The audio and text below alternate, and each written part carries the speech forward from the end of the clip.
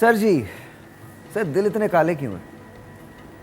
بسم اللہ الرحمن الرحیم، اللہم صلی علی محمد وعلی آلہ وصحبہ وبارک وسلم۔ دل اس لیے کالے ہیں، ایک بہت صاف واضح حدیث مبارکہ سنا چاہتا ہوں۔ میرے آقا نے فرمایا صلی اللہ علیہ وسلم، جب بندہ گناہ کرتا ہے، گناہ کسی بھی قسم کا ہو، تو اس کے دل پر ایک سیاہ نقطہ پیدا ہو جاتا ہے۔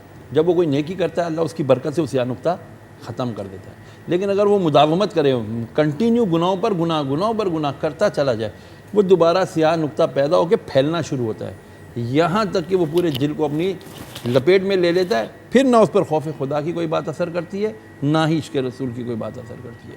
اور لیکن توبہ کے دروازے تو ہمیشہ توبہ کے دروازے کھلیں، جیسے ہی وہ توبہ کرتا ہے اللہ وہ صاف کر دیتا ہے۔